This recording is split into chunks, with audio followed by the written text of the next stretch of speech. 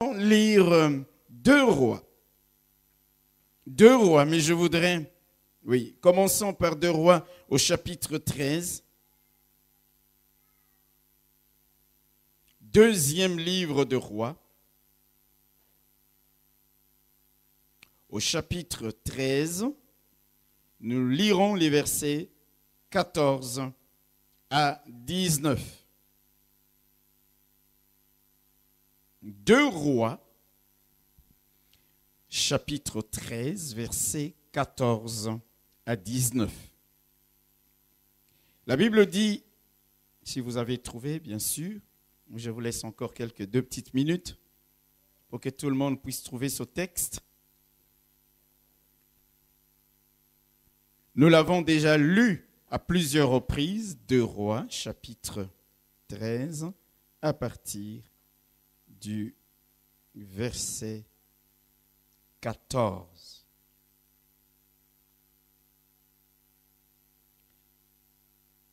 Tout le monde a trouvé? Voilà. Deux rois.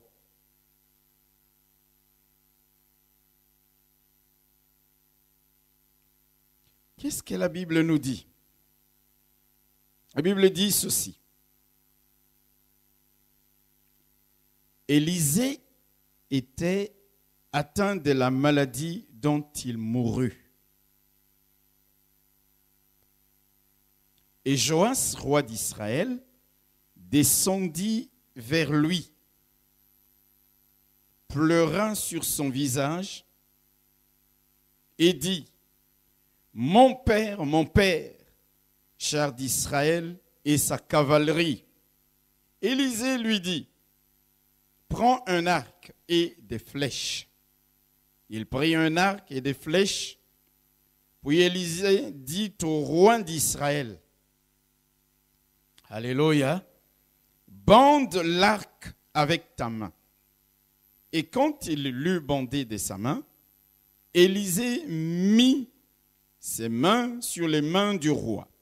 Et il dit, ouvre la fenêtre à l'orient. Et il l'ouvrit. Élisée dit, tire. Et il tira. Élisée dit, c'est une flèche de délivrance de la part de l'Éternel. Une flèche de délivrance contre les Syriens. Tu battras les Syriens à Apec jusqu'à leur extermination.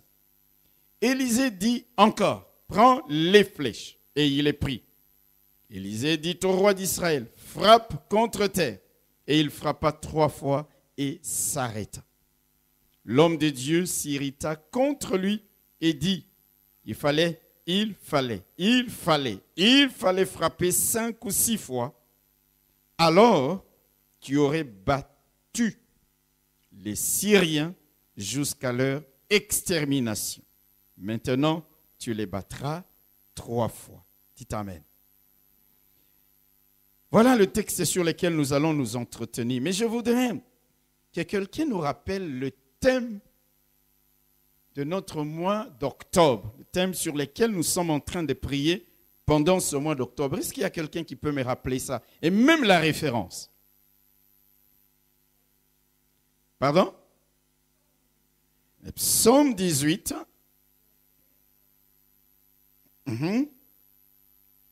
Psaume 18. À partir de quel verset? Très bien, je suis content.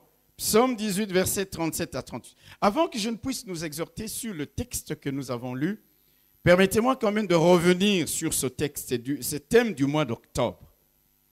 Je poursuis mes ennemis. Je les atteins. Et je ne reviens pas. Je ne reviens pas avant de les avoir exterminés. Alléluia. Je poursuis mes ennemis. Quand on lit ce texte, il y a une idée maîtresse qui se dégage, qui se détache. Cette idée maîtresse, nous en avons déjà parlé. Quand il dit « je poursuis mes ennemis », alors qu'eux, ils sont déjà partis avant moi, alors que je ne sais même pas dans quelle direction ils sont partis, alors que je ne sais même pas comment ils sont armés, combien ils sont, il faut avoir du courage et de la détermination. Dites Amen. Il faut avoir du courage et de la détermination. Donc dans ce texte, on voit premièrement l'idée de la détermination. Alléluia. Ça, c'est la première chose. Nous ne pouvons pas remporter des victoires dans la vie chrétienne, mes bien-aimés frères et sœurs, si nous ne sommes pas des hommes et des femmes déterminés. Déterminés. La deuxième chose, il dit, je les poursuis, je les atteins, mais je ne rentre pas avant de les avoir exterminés. Il dit, je ne rentre pas. C'est-à-dire, quand David poursuit ses ennemis, qu'il s'est fixé un objectif, il dit, je ne peux pas rentrer si je n'ai pas encore atteint l'objectif que je me suis fixé. Est-ce que quelqu'un me saisit? L'idée de la détermination et aussi ce qu'on pourrait dire l'idée de jusqu'au bout. Jusqu'au bout. Je ne rentre pas si je n'ai pas encore fait ce que je dois faire. Si je ne suis pas encore arrivé au résultat que j'attends, je ne m'arrête pas. Je ne rentre pas, je ne relâche pas, je ne rebrousse pas chemin, je ne cesse pas de prier, je ne cesse pas de croire, je ne cesse pas de combattre, je ne cesse pas de m'attendre à Dieu jusqu'à ce que j'atteigne l'objectif que je me suis fixé. Alléluia. Je ne rentre pas sans avoir atteint mon objectif. Sans avoir frappé mes ennemis. Je ne m'arrête pas en chemin. Je ne vais pas passer mon temps à jeter des pierres aux oiseaux alors que je poursuis un éléphant. Je ne rentre pas, dit-il, si je n'ai pas atteint l'ennemi et si je ne l'ai pas anéanti. La plupart d'entre nous, mes bien-aimés frères et sœurs, nous n'avons ni cette détermination, ni ce qu'on appelle l'esprit de jusqu'au bout. Jusqu'au bout. Jusqu'au bout. Parfois, nous nous arrêtons vite, découragés. Parfois, nous nous arrêtons en cours des chemins, abattus. Parfois, nous nous arrêtons quelque part sur la route. Nous n'avons même pas encore atteint l'ennemi. Parfois, nous ne voulons même pas nous lever pour le pourchasser. Nous sommes tétanisés à notre place. Nous sommes abattus par l'ampleur de la difficulté ou de ce que l'ennemi a fait comme dégâts dans nos vies. Et c'est là parfois que nous passons à côté des grandes victoires que Dieu a préparées pour nous. David, il dit, je me lève. Il doit se lever. Parce que pour pourchasser quelqu'un, on doit se lever. On doit reprendre courage. Il dit, et quand je me mets à le poursuivre, je le poursuis. Je ne le vois pas, mais je le poursuis. Je suis fatigué, mais je continue à le poursuivre jusqu'à ce que je l'atteigne. Et quand je l'atteins, je me bats avec lui jusqu'à ce que je l'anéantisse. C'est ce qu'on appelle l'esprit de jusqu'au bout. Quelqu'un peut dire Amen. Je poursuis mes ennemis. Je ne m'arrête pas, je ne m'arrête pas. Je voudrais dire à quelqu'un, est-ce que tu as la même détermination quand tu pries? Tu dis, Seigneur, je suis en train de prier pour tel ou tel sujet et je ne cesserai pas de prier tant que. Je ne cesserai pas de combattre tant que. Je ne cesserai pas de chercher ta face jusqu'à ce que. Vous savez, Dieu aime des gens de détermination, mes bien-aimés frères et sœurs. Il y a des moments dans ta vie, tu peux dire, je vais prendre des jours de jeûne jusqu'à ce que Dieu me réponde. Dites Amen. Si nous ne sommes pas violents dans notre foi, il y a beaucoup de choses qui vont passer à côté de nous. Seigneur, je suis en train de prier pour tel sujet et jusqu'à ce que je n'ai pas encore vu ta main. Cela prendra 1 mois, cela prendra 2 mois. Je répéterai ces sujets devant toi. Je serai comme la femme avec les juges iniques. Chaque fois que ces juges passaient devant cette femme, elle ne cessait de lui dire « Rends-moi justice de ma partie adverse ». C'était toujours les mêmes paroles, les mêmes paroles, les mêmes paroles, jusqu'à ce que les juges disent « Non, elle me casse les oreilles ». C'est ce qu'on appelle de la détermination. C'est ce qu'on appelle l'esprit d'aller jusqu'au bout. Quelqu'un peut dire Amen. Parfois, nous nous arrêtons, comme j'ai dit, en cours de chemin. Vous savez, lorsque David est allé combattre Goliath, il y a une chose sur laquelle nous ne mettons pas beaucoup d'accent. La Bible nous dit que David a pris une pierre avec la fronde, la lance-pierre, et il a visé Goliath. La pierre a frappé Goliath. Ça, vous connaissez l'histoire, n'est-ce pas? Et Goliath est tombé. Mais quand vous lisez bien la suite, c'est ce qui est important. Je voudrais qu'on prenne nos Bibles dans 1 Samuel. Parce que je veux que chacun lise ces choses-là. Mes bien-aimés frères et sœurs, je sens dans mon cœur de nous exhorter à être des combattants jusqu'au boutiste. 1 Samuel chapitre 17. Nous lirons les versets 49 à 51.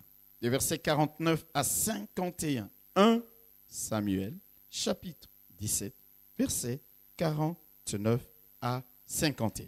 Écoutez ce que la Bible nous dit. David mit la main dans sa gibecière. Alléluia. David mit la main dans sa gibecière. Vous connaissez une gibecière? C'est comme, il mit la main dans son sac. Un petit sac que l'on met comme ça sur l'épaule. Il mit la main dedans. Et qu'est-ce qu'il a fait? Il a pris une pierre et il la lança avec sa fronde.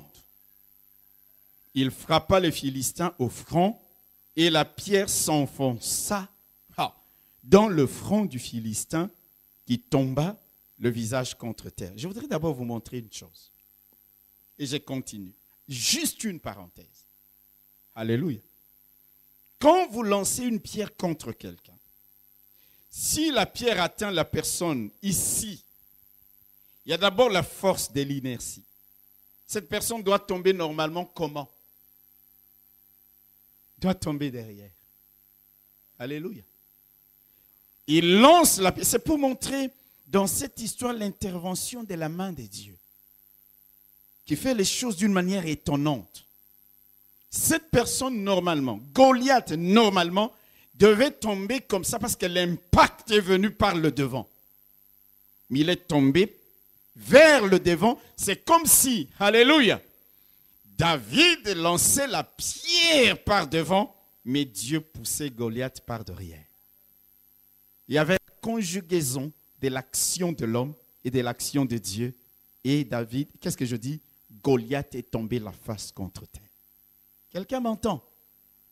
Mes bien-aimés frères et sœurs, c'est pourquoi je nous ai toujours dit, Dieu nous rend participants de la victoire. Mais écoutez ce qui se passe. La Bible nous dit donc que Goliath est tombé, le Philistin est tombé, le front du Philistin, le visage contre terre. La pierre s'était enfoncée dans le front. Ça signifie que théoriquement, ce n'était plus... Goliath, c'était fini pour lui. Mais écoutez ce que la Bible dit, verset 50. Ainsi, avec une fronde et une pierre, David fut plus fort que le Philistin. Il le terrassa et lui ôta la vie sans avoir d'épée à la main. Il courut, s'arrêta près du Philistin, se saisit de l'épée du Philistin, qu'il tira du fourreau de Goliath, le tua bien et lui coupa la tête. Je parle à quelqu'un. Quand vous lancez une pierre contre quelqu'un, la pierre s'enfonce. Poum! C'est terminé. La personne tombe visage contre terre. Théoriquement, cette personne ne peut plus se relever. Mais David, après avoir mis Goliath KO, il se dit, peut-être qu'il est juste évanoui. Peut-être qu'il fait semblant d'être tombé. Peut-être qu'il est seulement groggy. Peut-être qu'il est seulement endormi. Je ne m'arrêterai pas là. Il est parti au-devant de Goliath. Il a tiré l'épée de Goliath. Il lui a coupé la tête. C'est ce qu'on appelle l'esprit de jusqu'au bout. Je poursuis mes ennemis et je ne rentre pas tant que je n'ai pas fait le job complètement. Il tire l'épée et il lui coupe la tête, pas avec l'épée de David lui-même, mais avec l'épée de Goliath. Est-ce que quelqu'un peut dire amen? Je voudrais dire à quelqu'un, l'arme que tes ennemis ont préparée contre toi se retournera contre eux-mêmes. David n'avait pas d'épée à la main, c'était l'épée de Goliath lui-même qui s'est retournée contre lui parce que David a utilisé cette épée. Je prophétise en te disant, l'arme que tes ennemis préparent se retournera contre eux-mêmes. Mais regardez l'esprit de jusqu'au bout de David. Il dit, je ne vais pas m'arrêter là. Il est tombé. Mais qui sait? Est-ce qu'il respire? Est-ce qu'il ne va pas se relever? Est-ce qu'il ne s'endort pas? Est-ce qu'il ne fait pas semblant? Pour faire le job jusqu'au bout, David est donc venu. Il a couru. Il a regardé. Ah, si c'était toi et moi, dès qu'on avait vu Goliath tomber, je crois qu'on serait parti en train de crier Alléluia, Alléluia, Alléluia. Je vais vous dire une chose. Il y a certains de nos ennemis, dès qu'ils tombent un peu KO, nous abandonnons la prière, nous cessons de continuer les combats, nous nous arrêtons alors qu'ils sont juste groggy ou évanouis. Il faut faire le job jusqu'au bout. Il a couru, il a pris l'épée et il lui a tranché. Il lui a coupé la tête et c'est comme ça que les Philistins se sont enfuis. Vous comprendrez pourquoi dans le texte de 2 Samuel au chapitre 23, la Bible nous dit que cet homme a frappé ses ennemis jusqu'à ce que la main, l'épée reste attachée à la main. C'est-à-dire, il n'est pas question de faire le job à moitié.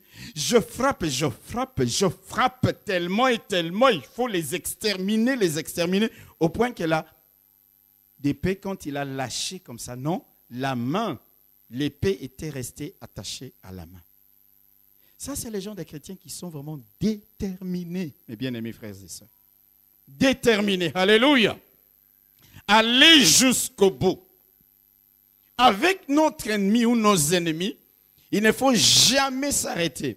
Quand nous voyons 70% de victoires, ou 80% de victoires, ou même 90% de boulot fait, non. Il faut aller jusqu'au bout, c'est-à-dire faire le 100%. Alléluia. Dans nos vies, nous nous contentons parfois des demi-victoires. Nous, dès que nous voyons quelques résultats visibles, nous nous réjouissons et parfois nous relâchons. Nous laissons du répit à l'ennemi. Il souffre, il reprend des forces. Nous devons frapper, nous devons continuer, Parfois, nous nous contentons des victoires partielles, des victoires intermédiaires, alors que Dieu veut nous donner des victoires totales. Dites victoire totale. Mais pour ça, tu ne peux pas t'arrêter parce que tu vois l'ennemi un peu groggy. Tu ne peux pas t'arrêter parce que tu vois certains petits résultats. Tu continues. Dans notre texte, revenons. Le roi Joas traverse une période difficile. Il a des ennemis de partout. Et il sait que la personne que Dieu utilisait pour donner la victoire à Israël, c'était Élisée. Élisée est âgé à peu près de 70 ans. Et il est malade, il est souffrant. Et la Bible nous dit qu'il va mourir de cette maladie. Alléluia. Il va mourir de cette maladie, il ne sera pas guéri. Il était atteint de la maladie dont il allait mourir. Le roi Joas s'est dit, il faut que j'aille voir cet homme de Dieu. Il faut que j'aille le voir pour parler avec lui. Ah, j'ai fait l'histoire courte. Alors il va voir Élisée et il parle à Élisée. Il lui montre la situation. L'armée d'Israël, pour ceux qui connaissent la Bible, à cette époque-là, était quasiment exterminée, quasiment réduite à rien, à néant. Le roi savait que la moindre attaque des Philistins allait se terminer par la victoire des Philistins. Alors il va voir l'homme de Dieu. et lui parle de la situation militaire du royaume. Alors, Élisée se lève. Alléluia. Élisée se lève péniblement. Là, nous sommes dans le texte que nous avons lu, c'est-à-dire dans 2 Rois, au chapitre 13, à partir du verset 14. Élisée était atteint de la maladie dont il mourut. Joas, roi d'Israël, descendit vers lui, pleura sur son visage et dit, mon père, cher d'Israël et sa cavalerie. Vous vous rappelez, c'est exactement les mêmes mots que Élisée avait utilisés lorsque Élie montait au ciel. Char d'Israël et sa cavalerie, c'était le symbole pour dire, c'est le Dieu de notre peuple qui donne la victoire. Et qui était représenté par la personne d'Élie ou d'Élisée. Élisée entend la situation qui est grave. Et puis il dit à Joas, il dit, ok, prends un arc. Un arc. Vous qui avez grandi en ville, vous ne connaissez pas un arc. Un arc, c'est un morceau de bois comme ça avec une corde. Quand vous pliez, vous accrochez, ça fait demi-lune. Vous qui avez grandi au village, quand on parle d'arc, vous comprenez rien. Nous, on chassait les rats et les souris avec des arcs. Comme ça que je connais très bien. Il dit, prends un arc et des flèches. Écoutez bien, prends un arc et des flèches. Alléluia. Alléluia. Bande l'arc. Et quand il a bandé l'arc, Élisée mit ses mains sur les mains du roi Joas. Alléluia. C'est très symbolique. C'est très symbolique et c'est très fort. Élisée représentait l'autorité divine. Ça signifie que même tout ce que nous pouvons faire, si l'aide de Dieu n'est pas avec nous, c'est inutile. Il pouvait lui dire, bande, tire. Il était déjà vieux, il était malade, mais il a posé ses mains sur les mains du roi. Il lui dit, ouvre la fenêtre à l'Orient. L'Orient, c'était du côté de leurs ennemis où campaient les Philistins. Et puis il dit, tire maintenant une flèche. Et puis, le roi lance une flèche. Et écoutez bien, qu'est-ce qu'Élisée lui dit? Élisée lui dit, la flèche que tu viens de tirer là, c'est une flèche de délivrance de la part de l'Éternel. Vous me suivez? C'est une flèche de délivrance contre les Syriens. Tu vas les battre. C'est-à-dire, Élisée lui dit, la flèche que tu viens de tirer ici est une flèche de victoire. Ça signifie en d'autres termes que toutes les autres flèches que le roi avait emmenées, chacune de ces flèches était synonyme de victoire et synonyme de délivrance. C'est ce qu'Élisée lui disait. Il dit, tu vois la flèche que tu viens de tirer, c'est une flèche de victoire. Écoutez bien ce que je vais vous dire ce soir. Verset 18. Je voudrais que chacun fixe son attention sur le verset 18. Élisée dit encore, prends les flèches. Et il les prit. Non, et je reviens encore au verset 17, la deuxième partie. Il tira. Élisée dit, c'est une flèche de délivrance de la part de l'Éternel. Une flèche de délivrance contre les Syriens. Écoutez bien, tu battras les Syriens à Apec jusqu'à leur extermination. Vous me suivez? Il dit, tu vas les battre jusqu'à leur extermination. Avec cette flèche, c'est une victoire, c'est une délivrance. Tu battras les Syriens jusqu'à leur extermination. Retenez bien ces paroles. Verset 18. Élisée dit encore, prends les flèches. Il les prend. Et Élisée dit au roi d'Israël, frappe contre terre. Ce n'était pas frapper contre terre comme ça. Il lui disait, vise les flèches contre terre. C'est comme ça dans d'autres versions beaucoup plus explicites. Il dit, tire les flèches vers la terre. Il lui a dit, tu vas exterminer les Syriens. Tous. Exterminer, c'est-à-dire détruire totalement tes ennemis. Une flèche était le symbole de la victoire. Pour exterminer totalement les ennemis, il fallait que le roi Joas utilise combien de flèches? Non, d'après vous. Qu'il utilise aussi pratiquement toutes les flèches qu'il avait. Est-ce que quelqu'un m'entend? Mais lui, qu'est-ce qu'il fait? Il prend une première flèche, il lance, boum. Il prend une deuxième flèche, il lance, boum. Il prend une troisième flèche, il lance, boum. Et puis il s'arrête. Ça veut dire que dans son carquois, il y avait encore d'autres flèches. Si vous voulez exterminer totalement, il fallait utiliser la quasi-totalité. Donc, d'après vous, le roi Joas savait à peu près combien de flèches? Faites un peu les calculs. À peu près 6 ou 7 flèches. Il en avait tiré une, flèche de délivrance. Il en a tiré 3, mais l'homme de Dieu lui dit, il aurait fallu que tu ailles jusqu'à 5 ou à 6, c'est-à-dire quasiment tout ce que tu disposais. Mais il s'est arrêté à 3. Il n'est pas allé jusqu'au bout. Est-ce que quelqu'un m'entend? Il ne tire que 3 flèches. Vous comprendrez pourquoi la Bible dit, l'homme de Dieu s'irrita, il se fâcha contre lui, il dit, il fallait frapper, tirer à terre 5 ou 6 fois. Tu n'as tiré que 3 fois, alors que tu avais encore d'autres flèches. Tu n'es pas allé jusqu'au bout. À cause de cela, tu n'auras pas à battre les Syriens jusqu'à leur extermination. Tu ne les battras que 3 fois, parce que tu n'as pas eu l'esprit de jusqu'au bout. Tu avais les armes entre tes mains. Mais tu t'es contenté d'une demi-victoire. Pourquoi tu as laissé les autres flèches? Il fallait les tirer, il fallait en finir 5 ou 6 fois, c'est-à-dire quasiment tout ce qu'il avait emmené comme flèche devait passer pour qu'il arrive à exterminer les Syriens. Alléluia. Mais ça veut dire quoi, mes bien-aimés frères et sœurs? Ça veut dire simplement, premièrement, que Joas n'a pas discerné l'opportunité qui lui était donnée de battre ses ennemis parce qu'il n'avait pas bien interprété le message de l'homme de Dieu. Il lui dit une flèche, cette flèche que tu viens de tirer est une flèche de victoire. Tu en as plusieurs. Ça veut dire, si on te demande de tirer, chacune d'elles est une flèche encore de victoire, de délivrance, de victoire chaque fois que tu tires.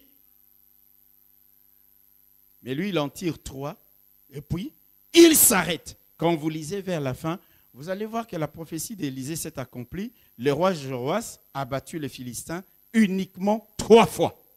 Je vais vous les montrer vers la fin. Il avait le moyen, mais il n'avait pas bien compris le message de la part de l'homme de Dieu. Cette flèche est une flèche de victoire et de délivrance. Ah Seigneur, merci. Comme j'en ai beaucoup et qu'on me demande de tirer, je dois tirer. Parce que chaque fois que je tirerai, on me dira victoire, on me dira délivrance, on me dira victoire, on me dira délivrance. Pourquoi je vais m'arrêter alors que j'ai besoin d'une victoire totale? Il en a tiré 3 et il s'est arrêté, faute d'avoir compris le message de l'homme de Dieu. Il n'a pas su discerner le message qui lui était transmis par Élisée. Sachons discerner le message de Dieu.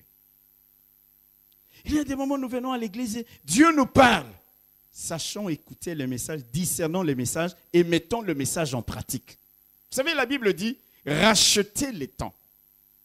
Dans d'autres versions, on ne dit pas racheter les temps. Dans d'autres versions, on dit sachez utiliser les opportunités qui s'offrent à vous. Quand vous lisez la Bible en français courant, j'ai pris plusieurs expressions d'ailleurs. La Bible, en parole de vie, dit ceci: ne vivez pas sans réfléchir. Vivez plutôt comme des sages qui savent profiter du temps que Dieu leur laisse. Dans la Bible en français courant, on dit faites un bon usage de toute occasion qui se présente à vous. Dans la Bible du Seigneur, on dit mettez à profit les occasions qui se présentent à vous. Et dans une autre version, on dit sachez saisir les opportunités qui s'offrent à vous. L'opportunité était là de battre les Syriens jusqu'au bout, mais il fallait discerner le message. Une flèche, flèche de victoire. Et toi, tu en as plusieurs. Qu'est-ce qu'il faut quand on te dit tire? Pourquoi faut-il s'arrêter à 3 flèches? C'est ça l'esprit qui nous caractérise souvent. Nous tirons quelques flèches, nous nous arrêtons nous-mêmes, nous limitons Dieu dans ce qu'il aurait pu faire. Ça veut dire que nous n'avons pas su tirer profit de l'opportunité que Dieu nous a offerte face à telle ou telle situation. Nous passons parfois à côté. Vous voyez, Dieu n'est pas revenu pour lui donner l'extermination des Philistins, de ses ennemis jusqu'au bout. Dieu a agi exactement en conformité avec le nombre de flèches qu'il avait tirées. Mes bien-aimés frères et sœurs, Joas n'avait pas bien saisi le message d'Élisée. Alléluia. Quand tu viens à l'église, tu écoutes bien la parole de Dieu. Tu la comprends, tu essaies de la comprendre, de la saisir et tu agis en fonction du message. Joas a limité sa victoire contre les Philistins. Élisée lui a dit jusqu'à extermination totale. Une flèche, c'est une délivrance. Pour que tu les extermines totalement, il fallait utiliser la totalité aussi des flèches que tu avais emmenées. Messieurs s'arrêtent à 3 pour n'avoir pas bien saisi, compris. C'était une opportunité merveilleuse pour le roi Joas, malgré l'affaiblissement de son armée, d'avoir la victoire totale sur les Philistins. Mais il s'est arrêté. Moi, j'aime David. Goliath tombe. Il dit, ça ne suffit pas. J'irai jusqu'au bout. Si une flèche est le symbole de la victoire, pourquoi je vais garder d'autres pour moi? Parce que pour avoir cette victoire, pour que la parole sorte en disant flèche de victoire, il a fallu que je la lance. On me dit clairement c'est une flèche de délivrance. Pourquoi je vais garder les autres? Parce qu'il faut qu'elle sorte pour que la délivrance et la victoire viennent. Mais il n'avait pas l'esprit de jusqu'au bout. David dit, je ne rentre pas sans les avoir anéantis. Je ne veux pas rentrer avec des flèches qui sont le symbole de ma victoire et de l'extermination totale de mes ennemis, parce que je dois m'arrêter en cours de chemin. Joas a limité lui-même sa bénédiction à 3 fois la victoire sur les Philistins, au lieu de 5 ou 6 fois pour arriver à l'extermination totale. Vous voyez mes bien-aimés frères et sœurs, Dieu avait déjà prévu pour Joas le double, l'extermination totale, mais lui-même s'est limité ou a limité Dieu à 3 victoires. Je voudrais dire à quelqu'un, ton Dieu est celui qui peut te donner infiniment au-delà de ce que tu penses et de ce que tu imagines. C'est pourquoi de temps en temps, il faut avoir une grande vision. Ne limite pas Dieu. Ne le limite pas. Je parle à quelqu'un. Quel dommage pour le roi Joas.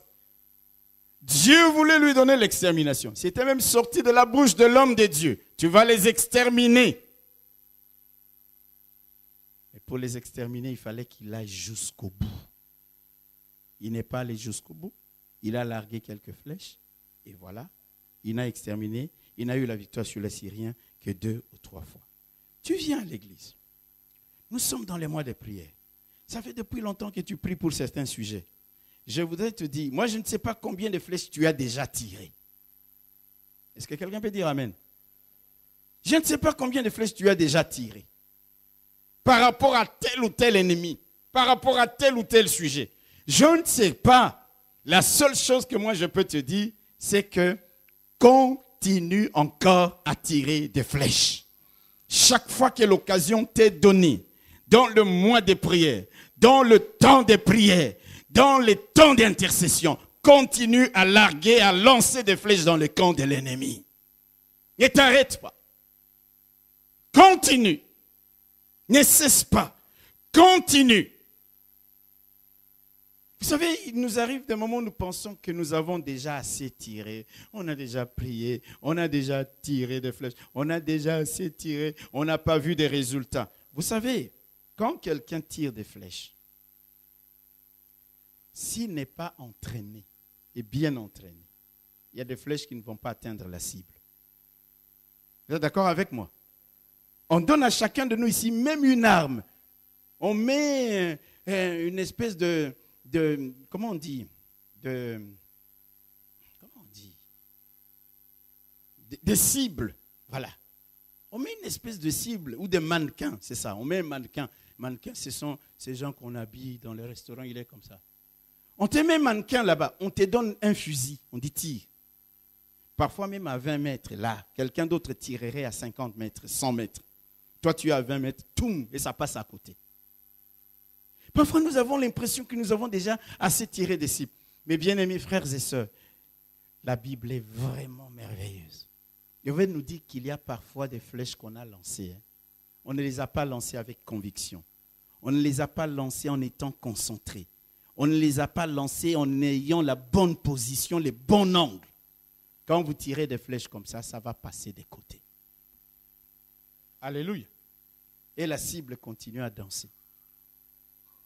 Il y a un texte. Regardez avec moi dans Juge. Juge chapitre 20. Je vais vous montrer quelque chose d'extraordinaire. Juge chapitre 20, verset 16.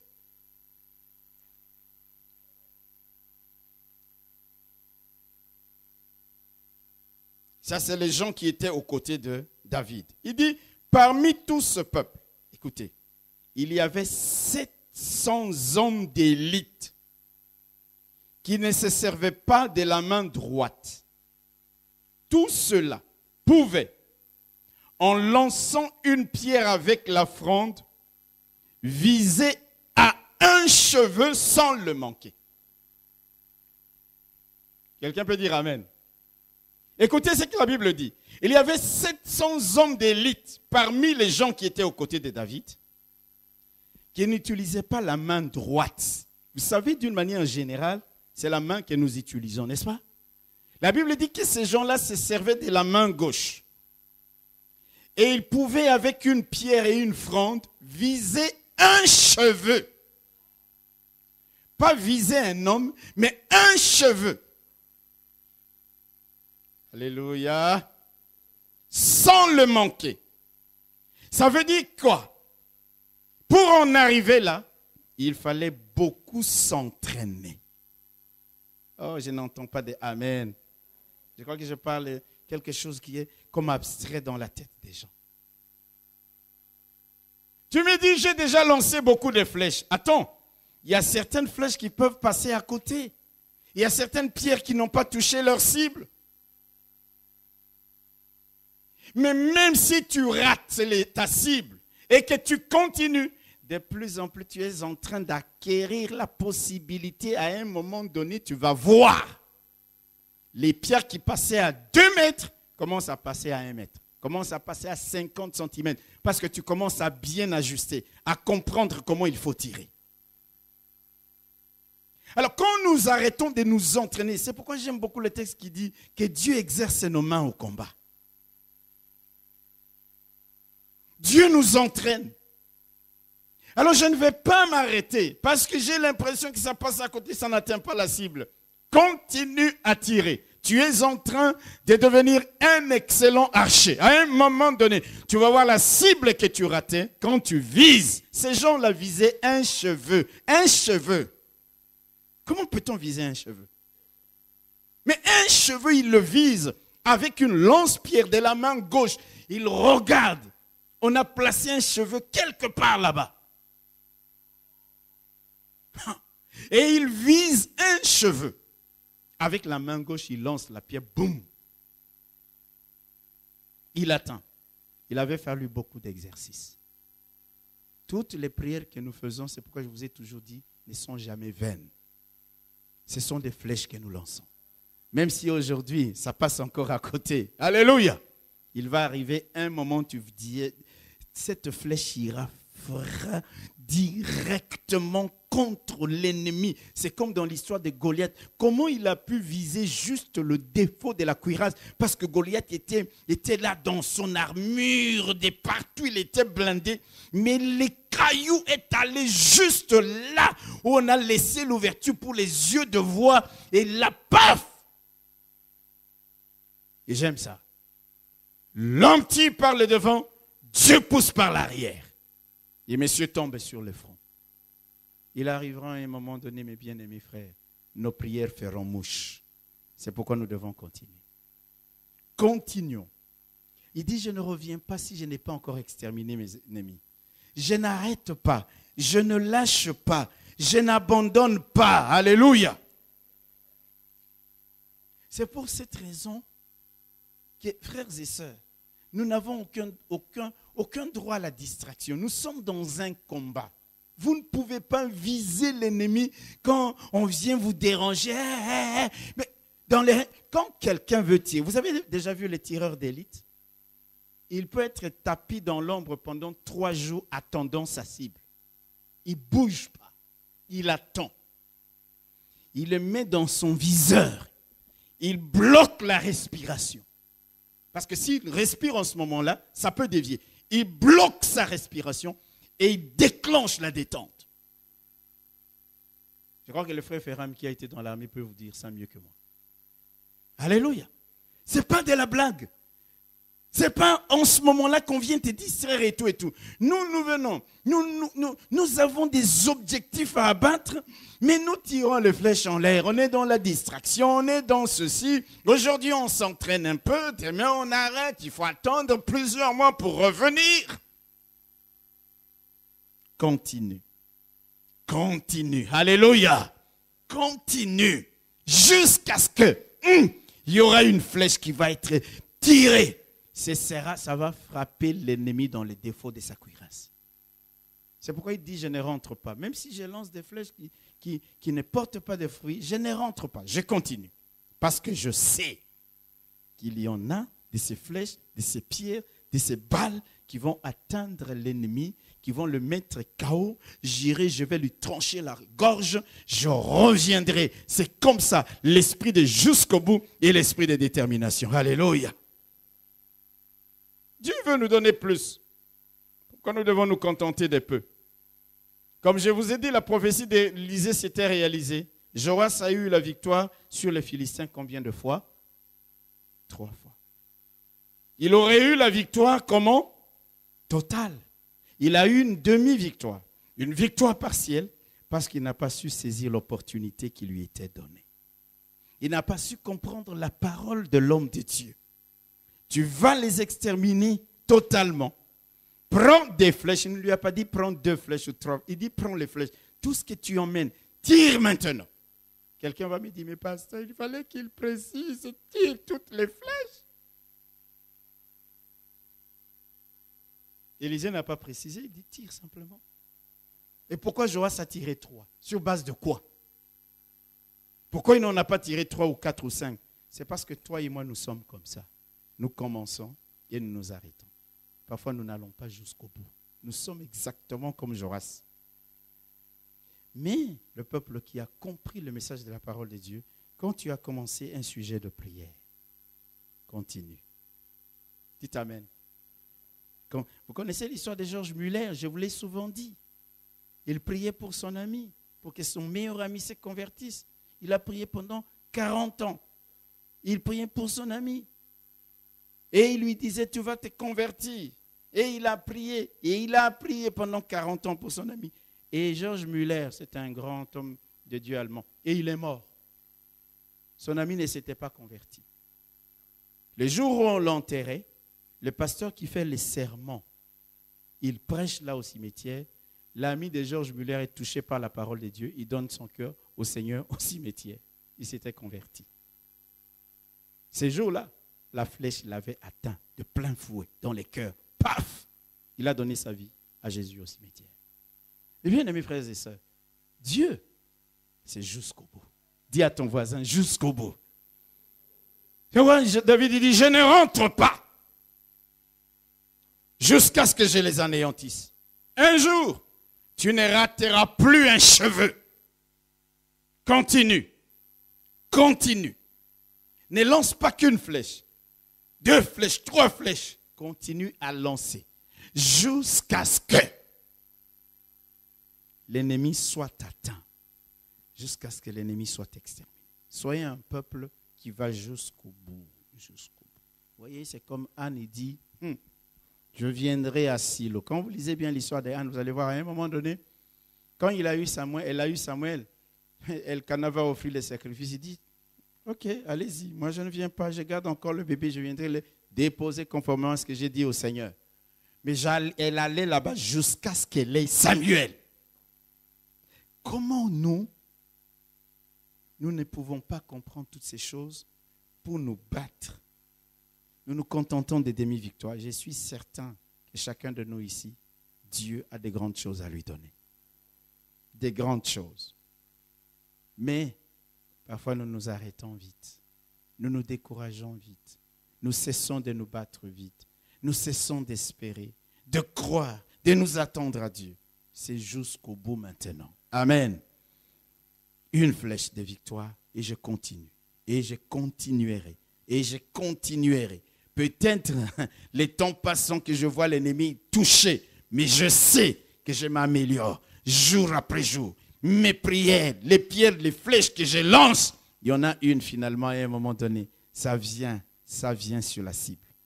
Le jour où cette flèche va toucher ton ennemi, ce sera la victoire. Mais si tu t'arrêtes, d'ailleurs dans la vie chrétienne, regardez, même la manière de prier, il y a 5 ans, a changé par rapport à aujourd'hui. Vrai ou faux? Tu veux apprendre à prier des gens quand quelqu'un prie, il écoute, il dit, oh, comme il sait prier. Est-ce que j'arriverai un jour à ça?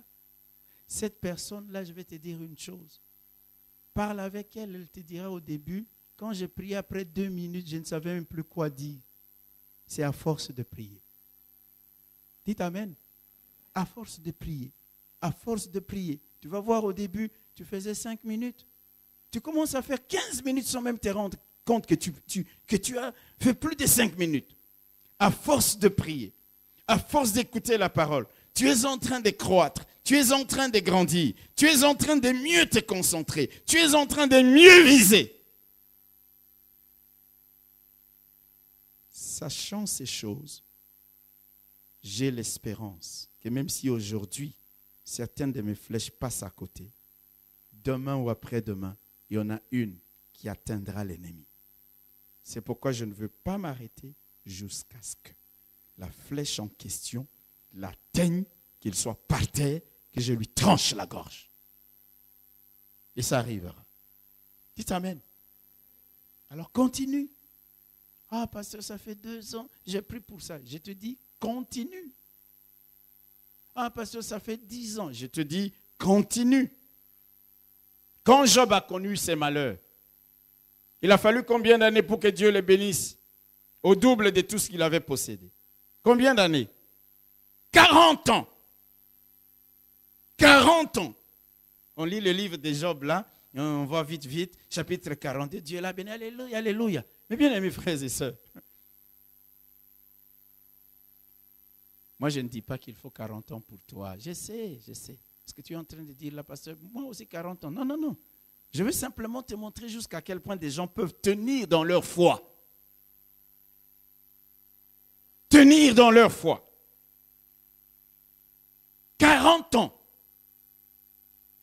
Au bout de 10 ans, tu peux même dire, non mais c'est fini. Je crois que Dieu ne me bénira plus. Au bout de 15 ans, au bout de 20 ans, il a fallu combien d'années pour qu'Abraham voie l'accomplissement des promesses de Dieu? D'après vous, combien d'années? Vous connaissez les calculs. Combien? Il lui a donné les promesses à 25 ans. Abraham a eu son fils Isaac à quel âge? À 100 ans. 25 ans. Je ne dis pas qu'il faut que tu attendes 25 ans. Mais c'est pour te montrer à quel point des hommes dans la parole de Dieu ont tenu bon. Jusqu'au bout. Jusqu'à ce que la promesse s'accomplisse. Jusqu'à ce que Dieu a préparé pour eux arrive. Ils ont tenu bon. Pourquoi pas? Toi et moi, Dieu n'a pas changé. Quelqu'un peut dire Amen. Alors ne regarde pas aux situations et circonstances. Le problème c'est chez toi et moi. Soyons des jusqu'au boutistes. Je me bats. Je continuerai à prier jusqu'à ce que je ne cesserai pas. Je ne m'arrêterai pas. Jusqu'à ce que je vois mes ennemis par terre. Jusqu'à ce que je vois mes enfants se convertir. Jusqu'à ce que je vois mon mari se convertir. Jusqu'à ce que je vois mon épouse se tourner vers Dieu. Jusqu'à ce que je vois la gloire de Dieu. Hello! C'est ça que Dieu attend de toi et moi. Cesse de tenir compte de ci, de ça. Sois déterminé.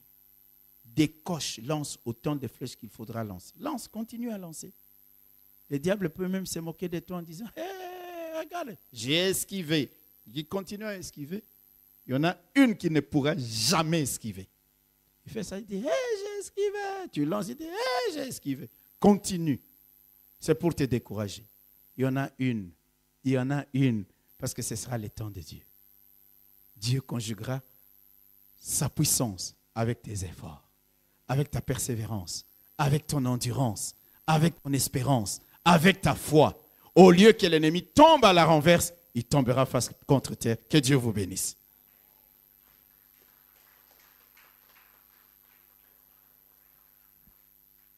Nous allons prier.